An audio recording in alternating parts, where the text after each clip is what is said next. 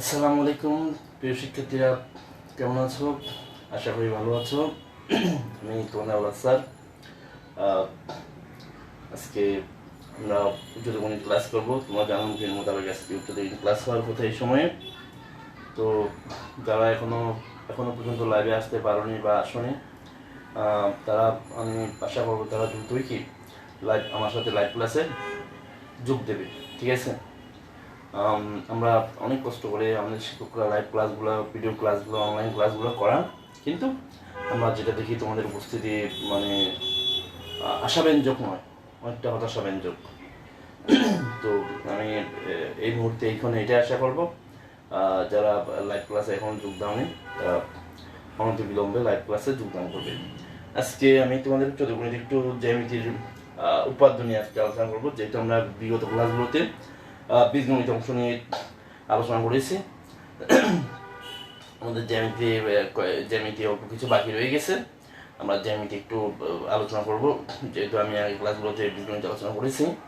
আজকে আমি উপপাদ্য 3 আলোচনা করবো, অধ্যায় 3-এর উপপাদ্য 3 আলোচনা করব। ঠিক আছে? এখন অধ্যায় 3 আলোচনা করতে হলে আসলে বেশ কিছু প্রাসঙ্গিক বিষয় তোমাদের জানতে হবে উপপাদ্যটা আলোচনা করার আগেই। প্রথমে যেটা জানতে হবে একদম সহজ একটা বিষয়, যেটা তোমরা ছোট ক্লাসে নিচের ক্লাসে পড়াচ্ছ, স্থূলকোণী ত্রিভুজ কাকে বলে, স্থূলকোণী ত্রিভুজের ব্যাপারটা। হ্যাঁ, স্থূলকোণী ত্রিভুজ কাকে বলে তোমরা কেউ বলতে পারবা যে স্থূলকোণী ত্রিভুজ কাকে বলে? আমি ক্লাসে বা বিভিন্ন সময় স্থূলকোণী ত্রিভুজের সংজ্ঞা জিজ্ঞাসা করলে অনেকেই মানে ভুল করে ফেলে, ভুল বলে ফেলে। ঠিক আছে?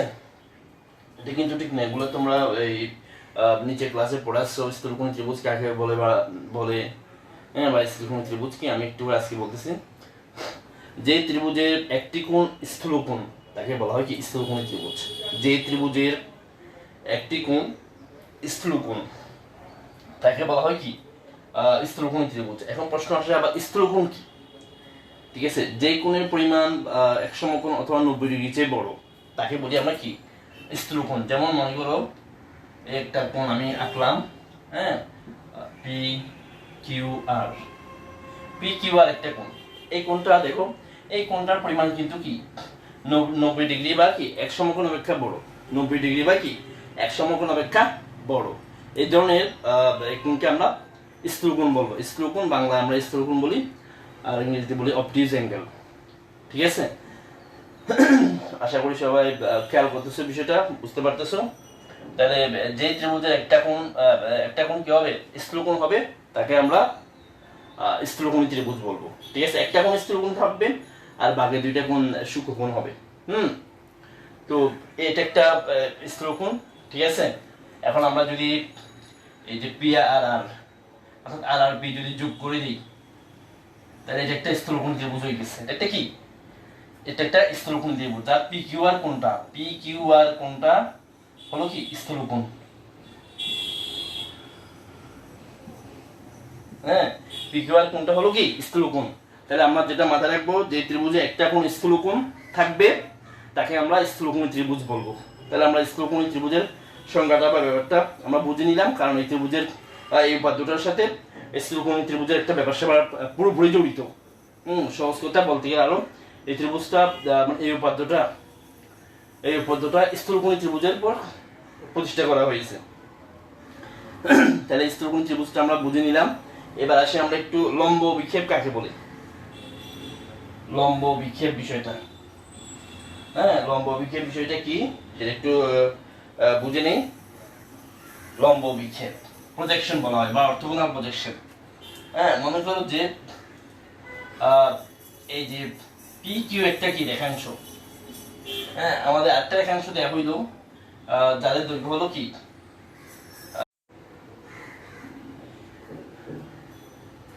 দুঃখিত শিক্ষার্থীরা, একটু মোবাইল নেটওয়ার্ক বলতে কারণে লাইভ একটু করে কি দেখা যায়নি বা দেখা যাচ্ছিল না। যাই হোক, যেটা বলছিলাম, এই যে এম এন সরলরেখার উপর যদি আমরা পিকিউ রেখাংশের লম্ব বিক্ষেপ জানতে চাই বা লম্ব বিক্ষেপের পরিমাণ জানতে চাই, সেটা কত হবে বা কিরকম হবে বা কিভাবে নির্ণয় করবো আমরা। হ্যাঁ, বিষয়টা খুবই জরুরি। লম্ব বিক্ষেপ বিষয়টা আমাদের যেহেতু কাজে লাগবে বা লাগে এখানে, তাহলে খেয়াল করো এম এন রেখার উপর যদি আমরা পিকিউ রেখাংশের যদি লম্ব বিক্ষেপ জানতে চাই তাহলে সেটা কিভাবে বের করব? বিষয়টা হলো এরকম, পিকিউ রেখাংশের পি বিন্দু হতে আমরা এখানে একটা কি আঁকবো? লম্ব আঁকবো। এই যে একটা লম্ব আঁকলাম, এটার নাম দিলাম, মনে করো যে এ নাম দিলাম, ঠিক আছে। আবার কিউ বিন্দু হতে এম এন রেখাংশের উপর আরেকটি লম্ব আঁকবো, আঁকলাম, ঠিক আছে। তাহলে পি কিউ রেখাংশের পি বিন্দুতে একটা লম্ব আঁকলাম পি এ, এবং কিউ বিন্দু হতে আরেকটা লম্ব আঁকলাম কিউ বি, ঠিক আছে। তাহলে এটা একটা লম্ব। এখন এ বি, এই যে এ বি দেখতে পাচ্ছ, এ বি রেখাংশটা একটুক, এই একটুকটা এ বি অংশটা বা এ বি রেখাংশটা পি কিউ রেখাংশের একটা কি লম্ব বিক্ষেপ এম এন রেখার উপর পি কিউ রেখাংশের লম্ব বিক্ষেপ হলো এবি, ঠিক আছে। যেহেতু এটা লম্ব একে নির্ণয় করা হয়, সেহেতু এর নাম দেওয়া হয়েছে লম্ব বিক্ষেপ। লম্ব একে সবসময় আমাদেরকে যেটা বলবে, যদি বলা হয় একটা রেখাংশের লম্ব বিক্ষেপ বের করতে বললে ওই রেখাংশের দুইটা বিন্দু হতে, যেমন আমরা পি বিন্দু থেকে এখানে লম্ব আঁকছি পি এ, এবং কিউ বিন্দু হতে একটা লম্ব আঁকছি কিউ বি। তাহলে আমাদের এখন আমরা লম্ব একে এই যে একটু অংশ পাইছি, এর থেকে বি পর্যন্ত, এটা হলো কি একটা এই যে সরল রেখাংশ, যেটা পিকিউ এর বা পিকিউ রেখাংশের এম এন এর উপর একটা কি লম্ব বিক্ষেপ, ঠিক আছে। এটা একবার বুঝলাম। এখন যদি এরকম থাকে, আরেকটা বলা হইলো, মনে হলো যে আমাদেরকে বলা হলো যে এখানে এই রেখাটার উপরে এম এন সরলের উপর আরেকটা রেখা আছে, হ্যাঁ, এটা ধরলাম আমি এক্স ওয়াই একটা রেখা আছে। আমাদেরকে বললো যে এম এন রেখার উপর বা এম এন সরল রেখার উপর এক্স ওয়াই রেখাংশের লম্ব বিক্ষেপ আঁকো বা নির্ণয় করো, ঠিক আছে। এম এন রেখার উপর এক্স ওয়াই সরল রেখার লম্ব বিক্ষেপ আঁকো। সেটা কিভাবে নির্ণয় করবো আমরা? হ্যাঁ, খেয়াল করছে এরকম একটা রেখাংশ আছে এম এন এর উপর, তাহলে আমাদের বলা হলো যে কি এম এন এর উপর এক্স ওয়াই রেখাংশের লম্ব বিক্ষেপ নির্ণয় করো। সেটা আমরা কিভাবে বের করবো? এই যে এখানে যোগ করে দিব, এখানে একটা লম্ব আঁকবো, এখানে কি আঁকবো? এই ওয়াই বিন্দুটা এম এন রেখাংশের উপর অবস্থিত আছে, এটা নিয়ে আমাদের মাথা ব্যথা নাই, ঠিক আছে। আশা করি খেয়াল করতেছো বিষয়টা। ওয়াই বিন্দুটা এম এন সরল রেখার উপর আছে, কিন্তু এক্স বিন্দুটা যেহেতু নাই, আমাদের কি করতে হবে? এক্স বিন্দু হতে এম এন রেখার উপর একটা লম্ব আঁকতে হবে, এরকম একটা লম্ব আঁকতে হবে, ঠিক আছে। মনে করি এটার নাম দিলাম আমি এক্স। তাহলে এক্স ওয়াই রেখাংশের এম এন রেখার উপর এক্স ওয়াই রেখাংশের লম্ব বিক্ষেপ হলো ওয়াই এস, ঠিক আছে। তোমরা সব ক্ষেত্রে দেখতেছো যে আমরা লম্ব বিক্ষেপটা কিভাবে আঁকি? লম্ব এঁকে কি একটা হয়, লম্ব আঁকতে হয়। যেমন আমরা যখন পি কিউ রেখাংশের লম্ব বিক্ষেপ আঁকছিলাম, কিউ বিন্দুতে একটা লম্ব আঁকছি, পি বিন্দুতে একটা লম্ব আঁকছি, তাহলে আমরা এ বি রেখাংশ পেয়েছি। এ বি রেখাংশটা পি কিউ রেখার লম্ব বিক্ষেপ, রেখার লম্ব ও বিক্ষেপ কার উপর? এম এন সরল রেখার উপর। একইভাবে ওয়াই এক্স বা এক্স ওয়াই সরল রেখাংশের এম এন রেখার উপর লম্ব বিক্ষেপ হলো ওয়াই এস। হ্যাঁ, যেহেতু ওয়াই বিন্দুটা এখানে আছে, এটা নিয়ে আমাদের কোনো কাজ নাই। এক্স তো একটা লম্ব আঁকছি, এক্স এস, তাহলে ওয়াই এসটা হলো কি একটা লম্ব বিক্ষেপ হয়ে গেল আমাদের এম এন রেখাংশের উপর। আশা করি লম্ব বিক্ষেপ বিষয়টা বুঝতে পারছো। আমরা এদিক থেকে পরে ইয়াতে চলে যাই। এবার আসি একটু বর্গক্ষেত্রের বিষয়টা। বর্গক্ষেত্রের ক্ষেত্রফল, মনে করো যে এ বি একটা রেখাংশ। এখন এটা দিয়ে যদি আমরা কি আঁকি? বর্গক্ষেত্র আঁকি। সেই বর্গক্ষেত্রের ক্ষেত্রফলটা কি হবে? এ বি যদি একটা রেখাংশ হয়, হ্যাঁ, তাহলে এই দৈর্ঘ্যকে বাহু ধরে যদি বর্গক্ষেত্র আঁকি, এরকম যদি বর্গক্ষেত্র আঁকি, হ্যাঁ, মনে করো সি ডি, তাহলে এই বর্গক্ষেত্রের ক্ষেত্রফল কি হইতে পারে? আমরা জানি কি বর্গক্ষেত্রের ক্ষেত্রফল সমান বাহু স্কয়ার। তাহলে যদি আমরা এবি বাহু ধরি, এবি কি হবে? হোল স্কয়ার, যেটাকে আমরা কি লিখি? তোমরা অষ্টম শ্রেণীতে পড়েছো যে এবি হোল স্কয়ার কি লেখা হয়? এবি স্কয়ার লেখা হয়, ঠিক আছে। এবি হোল স্কয়ারকে এবি স্কয়ার লেখা হয়। যেমন কি পিকিউ হোল স্কয়ারকে আমরা কি লিখবো, পিকিউ স্কয়ার লিখবো। এটা একটা রিকার্সিভ কথা। হ্যাঁ, আবার কেউ কেউ যদি এরকম লিখে তাহলে এটা ভুল হয়ে যাবে যে পি স্কয়ার, এখানে যেহেতু হোল স্কয়ার আছে পি স্কয়ার কিউ স্কয়ার লিখবো না, এটা লেখা যাবে না। এটা লেখা যাবে যে বীজগণিতে, আমরা এটা বীজগণিতে লিখতে পারবো। কিন্তু এখানে জ্যামিতিতে এই যখন আমরা ওই বর্গক্ষেত্রের ক্ষেত্রফল বা এই জাতীয় ব্যাপার স্যাপারগুলো নিয়ে কাজ করবো, তখন পি কিউ হোল স্কয়ার সমান কি হবে, P Q square. AB whole square সমান এবি স্কয়ার হবে। তাহলে এবি যদি কোনো বর্গক্ষেত্রের বাহুর দৈর্ঘ্য হয়, বা এবি কে যদি বাহু ধরে কোনো বর্গক্ষেত্র আঁকা হয়, এবি কে বাহু ধরে যদি কোনো বর্গক্ষেত্র আঁকা হয়, সেই বর্গক্ষেত্রের বাহুর দৈর্ঘ্য হবে এবি স্কয়ার। সেই বর্গক্ষেত্রের বাহুর দৈর্ঘ্য হবে কি, এবি স্কয়ার। তাহলে একটু হয়ে গেল।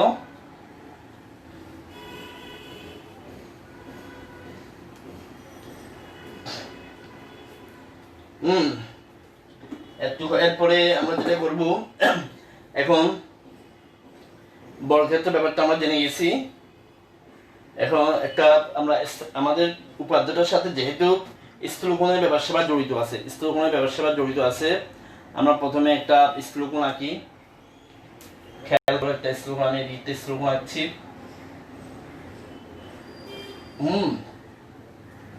এই যে একটা স্থূলকোণ, কারণ এই কোণটা কি 90 ডিগ্রির চেয়ে বড় বা 100 সমকোণ অপেক্ষা বড়, সেই জন্য এই কোণটাকে আমরা কি বলবো, স্থূলকোণ বলবো। ঠিক আছে, তাহলে কোণটার নাম দিয়ে আমি এসিডি, এসিবি, এসিবি নাম দিলাম। ঠিক আছে, এখন এটা একটা স্থূলকোণ। এখন যদি আমরা একে স্থূলকোণ ত্রিভুজ বানাতে চাই, তাহলে এ আর বি যোগ করতে হবে। এ আর বি কি করতে হবে, যোগ করতে হবে। ঠিক আছে, তাহলে এ আর বি যোগ করে দিই।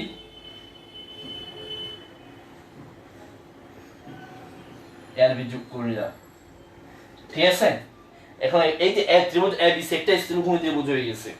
ত্রিভুজ এবিসি একটা কি হয়ে গেছে, স্থূলকোণ ত্রিভুজ হয়ে গেছে। হ্যাঁ, আচ্ছা, তাহলে এখন আমরা উপাদ্যটার দিকে যেতে পারি। তোমাদের সামনে যদি বই থাকে তোমরা একটু বই দেখো, কারণ উপাদ্যটার স্টেটমেন্টটা অনেক বড়। উপাদ্যটার স্টেটমেন্টটা বা বিবৃতিটা অনেক বড়। আমি সেজন্য এটা বোর্ডে লিখিনি। বোর্ডে লিখলে প্রায় অর্ধেকের চেয়ে বেশি বোর্ড চলে যেত। একটু বড়, অনেকে এটার স্টেটমেন্ট বড় দেখে অনেকে ভয় পায়, সেজন্য এই উপাদ্যটা শিখতে চায় না। কিন্তু আসলে এটা স্টেটমেন্টটা হয়তো একটু বড়, কিন্তু উপাদ্যটা অনেক সহজ, অনেক সহজ, অনেক মজার একটা উপাদ্য। তোমরা আমি আজকে বুঝা দেওয়ার পরে তোমরা দেখবো একদম সহজ, একদম ইজি, শুধু খালি একটু স্টেটমেন্ট একটু বড়। হ্যাঁ, যাই হোক, আমি এটা বিয়েটা শুরু করি। আমাদেরকে যেটা বলা হয়েছে, বিষয়টা বলা হয়েছে স্থূলকোণী ত্রিভুজের, সেজন্য আমি তোমাদেরকে এতক্ষণ স্থূলকোণ ত্রিভুজ কাকে বলে, স্থূলকোণ ত্রিভুজ বা স্থূলকোণ কি, এই সমস্ত বিষয় আসলে বুঝে আসছি।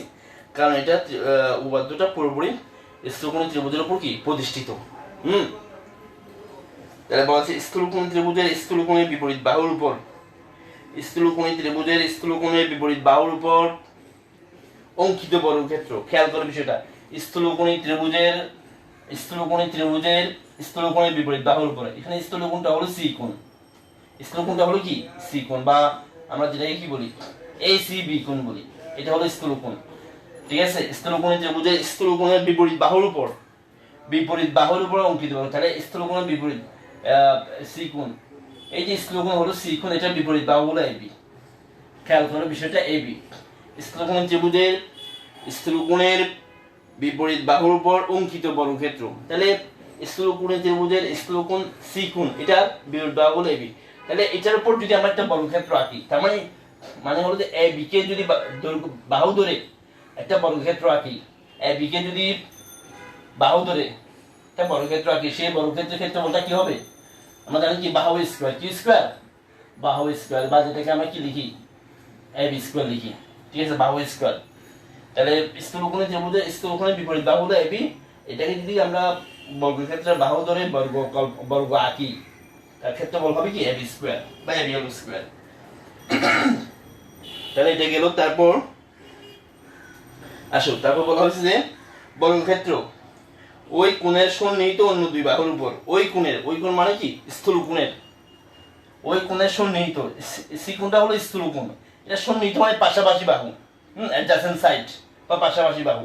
এটা পাশাপাশি বাহু হলো এসি আর বিসি, এসি আর কি, এসি আর বিসি। ঠিক আছে, কি বলা হয়েছে, সন্নিহিত ওই কোণের সন্নিহিত সন্নিহিত দুই বাহুর উপর, খেয়াল করো, অঙ্কিত বর্গক্ষেত্র ওই কোণের সন্নিহিত অন্য দুই বাহুর উপর, সন্নিহিত কি অন্য দুই বাহু মানে এই বাহু আর এই বাহু হলো সন্নিহিত, সন্নিহিত অন্য দুই বাহুর উপর অঙ্কিত বর্গক্ষেত্রের ক্ষেত্রফল। ঠিক আছে, সন্নিহিত অন্য দুই বাহুর উপর অঙ্কিত বর্গক্ষেত্রের ক্ষেত্রফল। তাহলে সন্নিহিত বাহু দুইটা, এই যে এটা আর এটা, এসি আর বিসি, আমরা যেটাকে সি কোণের কি সন্নিহিত বাহু বলছি। এই দুইটার উপর যদি আমরা বর্গক্ষেত্র আঁকি, তাহলে এটার উপর বর্গক্ষেত্র আঁকলে সেটার ক্ষেত্রফল হবে এস স্কয়ার, যেটা আমি এতক্ষণ ধরে তোমাদেরকে বলাচ্ছি। হ্যাঁ, তারপর বিসির উপর যদি বর্গক্ষেত্র আঁকি, হ্যাঁ এখানে যদি এটাকে বাহু ধরে যদি একটা বর্গক্ষেত্র আঁকি, হ্যাঁ তাহলে এটা যেমন এরকম এই যে এরকমটা যদি বর্গক্ষেত্র আঁকি, তাহলে এটা ক্ষেত্রফল কি হবে বিসি স্কয়ার হবে। তাই আমি মুছে দিচ্ছি যেহেতু এটা আমাকে লাগবে না। তাহলে এই গেল বিষয়টা। তারপর বর্গক্ষেত্র দ্বয়ের ক্ষেত্রফল, সন্নিহিত অন্য দুই বাহুর উপর বর্গক্ষেত্র দ্বয়ের ক্ষেত্রফল। তাহলে এই দুইটা বর্গক্ষেত্র, এখানে যদি একটা বর্গক্ষেত্র আঁকি তার ক্ষেত্রফল হবে এটা, এখানে যদি একটা বর্গক্ষেত্র আঁকি তার ক্ষেত্রফল হবে এটা এস স্কয়ার। ওই দুই বাহুর যে কোনো একটি, এই যে এই আবার এই দুই বাহুর কথা বলতেছি, ওই দুই বাহুর যে কোনো একটি, এসি এবং বিসি, এসি এবং কি বিসি, ওই দুই বাহুর যে কোনো একটি, হ্যাঁ ওই দুই বাহুর কি যে কোনো একটি, খেয়াল করে বিষয়টা, ওই দুই বাহুর যে কোনো একটি। তাহলে এখান থেকে যে কোনো একটা নিতে হবে, বিসি অথবা এসি। আমরা তোমাদের বই বিসি নিছে, আমি তোমাদের বইয়ের সাথে মেলানোর জন্য বিসি নিলাম। ঠিক আছে, তাহলে যে কোনো একটি, খেয়াল করে বিষয়টা, যে কোনো একটি ও তার উপর অপর বাহুর, এই বিসি বাহুটা নিলাম, তার অপর বাহু হলো কি এসি, অপর বাহুর লম্ব বিক্ষেপ, অপর বাহুর কি লম্ব বিক্ষেপের অন্তর্গত আয়তক্ষেত্রের, তাহলে অপর বাহুর লম্ব বিক্ষেপ আঁকি আগে আমরা।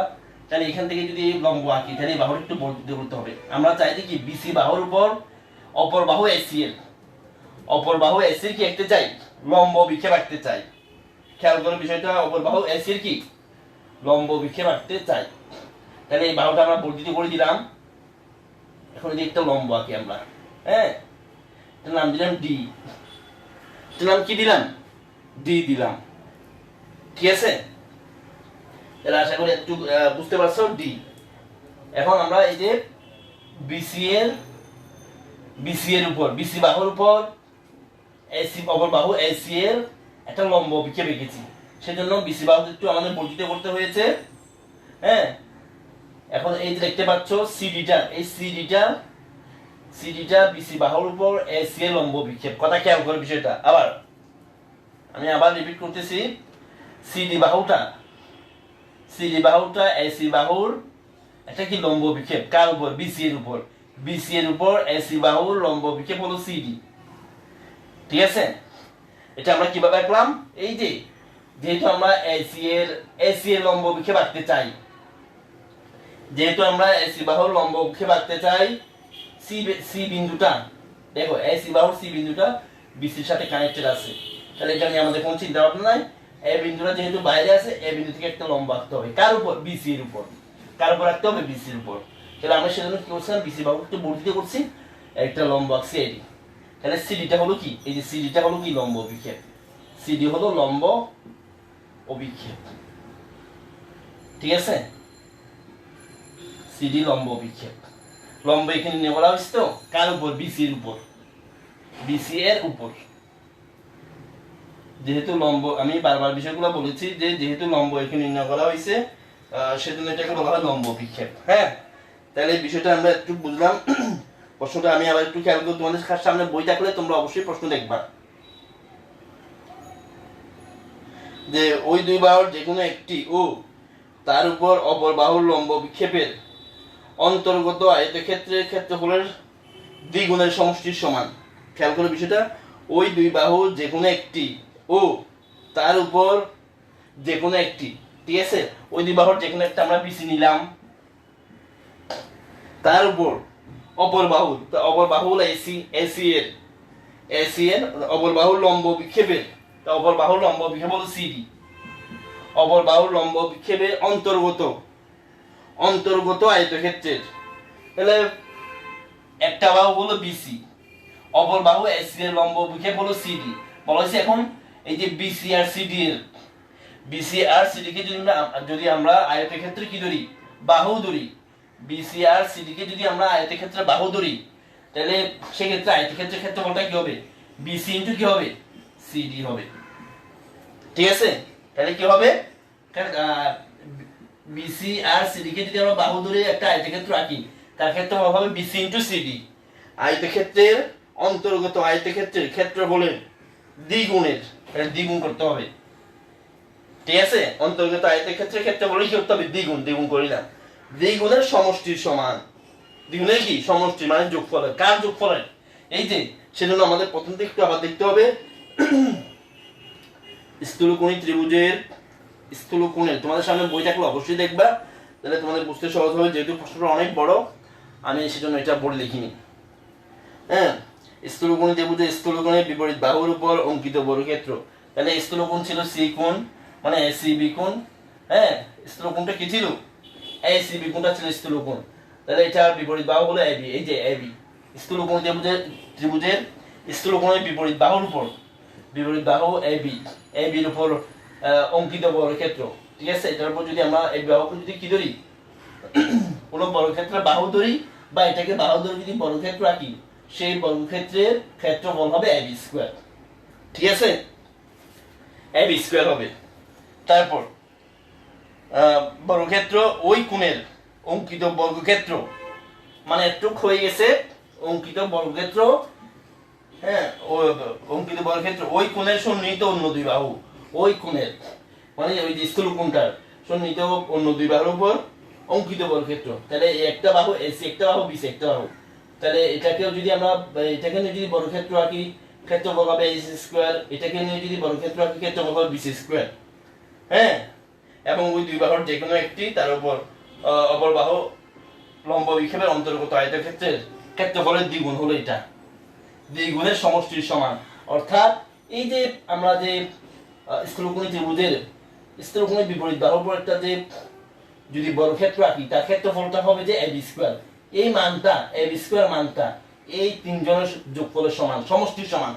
ঠিক আছে, আমি আবার বলছি বিষয়টা, আমরা স্থূলকোণী ত্রিভুজের স্থূলকোণের বিপরীত বাহুর উপর যদি একটা বর্গক্ষেত্র আঁকি, সেই বর্গক্ষেত্রের যে ক্ষেত্রফলটা পাওয়া যাবে, যেমন আমরা এবি স্কয়ার পেলাম, সেই এবি স্কয়ারের মানটা বা এবি স্কয়ারটা, এই যে এটা সন্নিহিত এই বাহু এসি স্কয়ার, বিসি স্কয়ার এবং কি তাদের যে কোনো একটা এবং অপরটা লম্ব বিক্ষেপের দ্বিগুণের কি সমষ্টির সমান।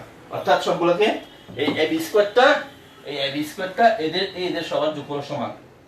ঠিক আছে, অর্থাৎ যে বিষয়টা আমাদের প্রমাণ করতে হবে, এবি স্কয়ার সমান AC square plus BC square plus 2bc into CD. আশা করি বুঝতে পারছো। এবার আসি আমরা প্রমাণে আসি।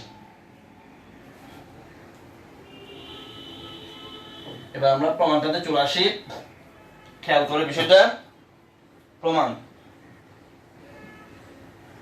বিশেষ নির্বাচনটা তো আমি লিখে বলে দিয়েছি মুখে মুখে। এবার আমরা একটু প্রমাণটাতে যাই। প্রমাণটা খেয়াল করো, প্রমাণটা কিভাবে করতে হবে। প্রমাণ, হ্যাঁ, খেয়াল করো বিষয়টা দেখো। এডিটা যেহেতু লম্ব বিক্ষেপ, মানে এডিটা যেহেতু লম্ব, এডি কিন্তু লম্ব, এডি কি লম্ব, বিডি বাহুর উপর লম্ব, এডি কিন্তু কি বিডি বাহুর উপর লম্ব। এডি যেহেতু বিডি বাহুর উপর লম্ব, তাহলে আমরা বলতে পারি কি ত্রিভুজ এবি সমকোণী, ত্রিভুজ এবিডি বা সমকোণী ত্রিভুজ এবিডি, সমকোণী ত্রিভুজ, ত্রিভুজ খেয়াল করে বিষয়টা, সমকোণী ত্রিভুজ কি, হ্যাঁ, এবিডি হতে তোমাদের বই একটু আরেকটু অন্যভাবে দিয়েছে, বলছে কি বিসি বাহুর বর্ধিতাংশের উপর, এই যে বিসি বাহু, এই যে বিসি বাহুর বর্ধিতাংশের উপর কি, খেয়াল করো বিষয়টা, বিসি বাহুর বর্ধিতাংশের উপর, হ্যাঁ, বিসি বাহুর বর্ধিতাংশের উপর সিডি কি হলো কি এসি বাহুর লম্ব বিক্ষেপ। বিসি বাহুর বর্ধিতাংশের উপর, বিসি বাহুর যে একটু যে বাড়ানো হয়েছে, এটা এসি বাহুর কি লম্ব বিক্ষেপ হলো সিডি। তাহলে আমার সমকোণী ত্রিভুজ এবিডি হতে পাই, ত্রিভুজ এবিডি হতে পাই, হতে আমরা পিথাগোরাসের উপপাদ্য প্রয়োগ করি। পিথাগোরাসের উপপাদ্য প্রয়োগ করে, ঠিক আছে? হ্যাঁ, কি প্রয়োগ করব? ত্রিভুজ ABD, সমকোণী ত্রিভুজ ABD এর মধ্যে আমরা পিথাগোরাসের উপপাদ্য যদি প্রয়োগ করি, হ্যাঁ, এখানের মধ্যে সমকোণ হলো কি ADB, সমকোণটা হলো কি ADD। তাহলে আমরা কি লিখতে পারি? ADB যেহেতু সমকোণ, ঠিক আছে, তাহলে আমরা লিখতে পারি যে AB স্কয়ার সমান, হ্যাঁ, এই যে AD square plus BD square, ঠিক আছে? এর মধ্যে AB কিন্তু অতিভুজ, যার পাশের চেয়ে লিখে দিতে পারো যেহেতু কি AB অতিভুজ, AB অতিভুজ।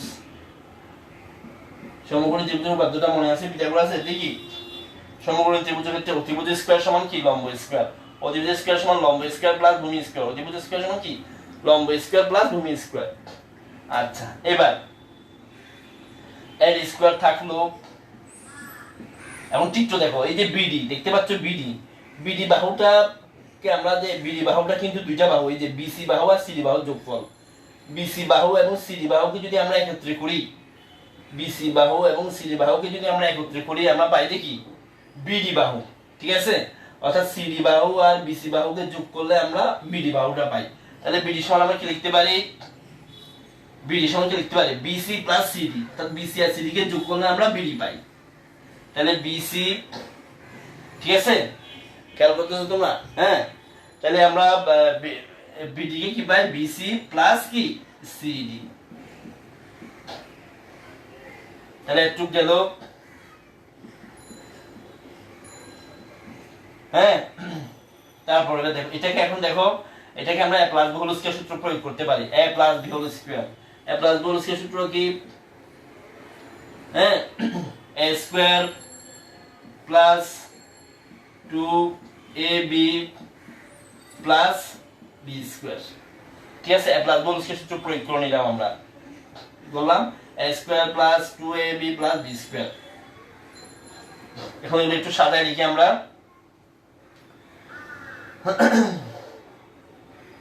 খেয়াল করে বিষয়টা সাজায় লিখে আমরা এই যে AD স্কয়ার CD স্কয়ারটাকে এই পাশে নিয়ে আসি, AD square plus CD square plus BC square plus 2BC into CD, এটাকে এক নাম্বার দাও, এটাকে এক নাম্বার দিয়ে রাখলাম আমরা, ঠিক আছে? আশা করি এতটুকু সবাই বুঝতে পারতেছো। আমি কিন্তু প্রত্যেকটা ব্যাখ্যা বিশ্লেষণ করে লিখতেছি, এগুলো একটু মুছে দেই, আমার এগুলো লাগবে না এই মুহূর্তে আর। এখন দেখো, যেহেতু কি AD CD কি, সিডিটা লম্ব বিক্ষেপ, সিডিটা কি যেহেতু লম্ব বিক্ষেপ, আমরা ইচ্ছা করে লিখে নিতে পারো, তোমরা লিখে নিতে পারো দেখি, যেহেতু কি CD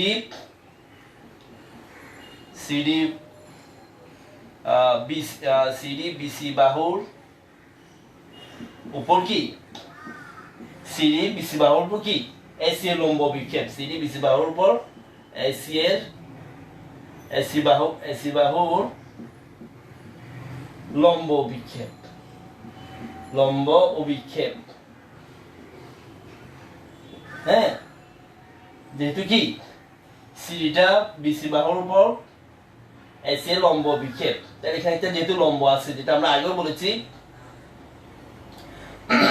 ত্রিভুজ ACD সমকোণী ত্রিভুজ ACD একটা সমকোণী ত্রিভুজ হয়ে গেছে। তাহলে সমকোণী ত্রিভুজ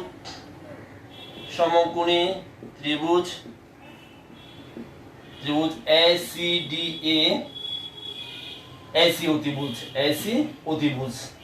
ACটা হলো কি অতিভুজ। তাহলে আমরা পিথাগোরাসের উপপাদ্য অনুযায়ী কি লিখতে পারি? পিথাগোরাসের উপপাদ্য অনুযায়ী আমরা কি লিখতে পারি বলো? পিথাগোরাসের উপপাদ্য অনুযায়ী কি অতিভুজ স্কয়ার সমান কি লম্ব স্কয়ার প্লাস ভূমি স্কয়ার। তাহলে অতিভুজ হলো AC, অতিভুজ স্কয়ার সমান কি লম্ব স্কয়ার প্লাস ভূমি স্কয়ার। তাহলে AD স্কয়ার প্লাস কি CD স্কয়ার লিখে দিলাম, অতিভুজ স্কয়ার সমান কি লম্ব স্কয়ার প্লাস ভূমি স্কয়ার। আচ্ছা, তাহলে একটু লেখা হয়ে গেল। এখন এই যে এক নম্বরে আমরা এই মানটা বসাবো, ঠিক আছে? তাহলে কি 1 নং এ মান বসিয়ে 1 নং এ মান বসাই, ঠিক আছে? 1 নম্বর মান বসাবো আমরা। তাহলে 1 নম্বর যদি আমরা মান বসাই, 1 নম্বরটা কি ছিল আবার লিখে আমরা নিচে আছে, আমি তারপর আবার লিখতেছি। 1 নম্বরটা ছিল এরকম, ad square plus ab square সমান ad square plus cd square plus bc square plus 2bc into কি cd, ঠিক আছে? তাহলে একটু লেখা হয়ে গেছে। একটু আমরা 1 নম্বর, এটা 1 নম্বর, এই পুরোটা হলো 1 নম্বর। আমি তোমাদের বোঝার জন্য আমি আবার লিখছি। আমরা এখনো কি এই যে সমীকরণটা পাইছি, এই যে এটা থেকে 1 নম্বরে মান বসাবো। খেয়াল করো বিষয়টা, 1 নম্বরে মান বসাবো আমরা। আচ্ছা, এটা মুছে দিই আমি, এটা দরকার নাই, 1 নম্বর ছিল। তাইলে এই যে আমার যেটা করতে হবে, খেয়াল করো, ad square plus cd square সমান x স্কয়ার। এই যে দেখতে পাচ্ছ, ad square plus cd square, ad square plus cd square সমান x স্কয়ার। তাহলে আমরা মানটা বসাই দেই, ad square plus cd square সমান কি x square, x square. ad square plus cd square সমান x স্কয়ার বসাই দিলাম আমরা, হ্যাঁ। তারপর এদিকে bc square plus 2bc into cd মানটা বসাই নিলাম। দেখো তো প্রমাণ হয়ে গেছে কিনা? এই যে ab স্কয়ার সমান s square plus bc square 2bc into cd প্রমাণ হয়ে গেছে। দেখতে পাচ্ছ কত সহজে প্রমাণটা হয়ে গেছে। তোমরা হয়তো অনেকে, আমি যেটা দেখেছি, এটা স্টেটমেন্টটা দেখে অনেকে স্টেটমেন্টটা আসলে বুঝতে পারে না। পদ্ধতিটা হয়তো বুঝে সহজ, কিন্তু স্টেটমেন্টটা বুঝতে পারে না। স্টেটমেন্টটা এত বড়, একটু জটিল এবং বড় বেশি। তো আমি তোমাদেরকে স্টেটমেন্টটা সহ ডিটেল বুঝিয়ে দিলাম। আশা করি এখন তোমাদের বুঝতে সমস্যা হবে না। যদি বুঝতে সমস্যা হয় তোমরা অবশ্যই কমেন্ট বক্সে লিখে দিও, আমি আগামী ক্লাসে তোমাদেরকে এটা বুঝাই দেবো, ঠিক আছে? বা পরে বুঝাই দেওয়ার চেষ্টা করবো। যদি কোথাও যদি বুঝতে না পারো কমেন্ট বক্সে অবশ্যই লিখে দিবা, হ্যাঁ। তো আমি একদম সহজভাবে তোমাদেরকে বিষয়টা বুঝাই দিলাম, স্টেটমেন্টটা সহ, পুরো উপপাদ্যটা সহ। আমরা আগামী ক্লাসে, আজকে আমরা দীর্ঘায়িত করবো না, আগামী ক্লাসে আমরা এই যে উপাদ্য, পরের উপাদ্য, 4 নম্বর উপাদ্য বা 5 নম্বর উপাদ্য নিয়ে আলোচনা করবো। তারপর তোমাদের একটা কাজ থাকবে, এই উপাদ্যটা তোমরা বোঝার পর আমি আজকে করাই দিলাম, যদি কোথাও তারপর বুঝতে না পারো, এই যে ভিডিওটা একটু রিভিউ করে দেখলে, বারবার টেনে দেখলে হয়তো তোমরা কোথাও সমস্যা থাকলে বুঝতে পারবা, বুঝে নিতে পারবা। কারণ আমি প্রত্যেকটা লাইন, প্রত্যেকটা টার্ম, চিত্র, প্রত্যেকটা বিষয় ব্যাপার আমি ব্যাখ্যা করেছি। উপাদ্যের জন্য সংশ্লিষ্ট প্রাসঙ্গিক যতগুলো বিষয় বা ব্যাপার স্যাপার আছে, আমি প্রত্যেকটাই কিন্তু ব্যাখ্যা বিশ্লেষণ করেছি, যাতে করে তোমাদের বুঝতে সহজ, সুবিধা হয়, ঠিক আছে? তো তোমরা এই উপাদ্যটা বাসায় বোঝার পর কয়েকবার নিজেরা 3-4 বার লিখবা বা 2-3 বার লিখবা, তাহলে তোমাদের জন্য উপাদ্যটা একদম কি সহজ হয়ে যাবে, আর সমস্যা থাকবে না। আর এটা যদি তোমরা বুঝতে পারো, এই উপাদ্যটা বুঝতে পারলে 4 নম্বরটা প্রায় এটার কাছাকাছি। আমরা আগামী ক্লাসে সম্ভব হলে 4 নম্বরটা অথবা 5 নম্বরটা আমরা আগামী ক্লাসে আলোচনা করব। তারপরে এই তোমাদের তাহলে আগামী দিনে কাজ থাকবে যে এই উপাদ্যটা ভালো করে ইয়ে করে ফেলবা, রপ্ত করে ফেলবা, পড়ে ফেলবা, দেখে কয়েকবার প্র্যাকটিস করে ফেলবা। তারপর 4 নম্বর উপাদ্যটা একটু দেখে আসবা। তোমার যদি দেখে আসো, আমার বোঝা দিতে বা করা দিতে তোমার জন্য সহজ হবে, ঠিক আছে? তো আমরা আজকে এতটুকুই রাখবো, এতটুকুই থাকবে। তো সে পর্যন্ত তোমরা সবাই ভালো থাকবা, সুস্থ থাকবা, সুন্দর থাকবা, বাসায় থাকবা। আমরা এই যে ক্লাসগুলো করাচ্ছি, আমি করাচ্ছি, বিভিন্ন স্যাররা করাচ্ছেন। স্যারদের সব ক্লাসে তোমরা মনোযোগ দিয়ে পার্টিসিপেট করবা। স্যাররা কী কী কাজ দেন, কী কী পড়তে বলেন, স্যারদের নির্দেশনা অনুযায়ী কাজ করবা, পড়াশোনা চালিয়ে নিবা। আর আমি যেটা খেয়াল করেছি, লাইভ ক্লাসে অনেকেই উপস্থিত থাকতেছে না। আমি অনেকেই আমি পৃথকভাবে ফোন করেছি, জানিয়েছি, বলেছি, কিন্তু তারপর অনেকে এটা কিন্তু ঠিক হচ্ছে না। তারপর যারা এখনো লাইভ ক্লাসে সংযুক্ত হন, উপস্থিত আছো, তারা অবশ্যই উপস্থিত থাকবা। তো আজকে এতটুকুই থাকবে, সে পর্যন্ত ভালো থাকবা। আল্লাহ হাফেজ।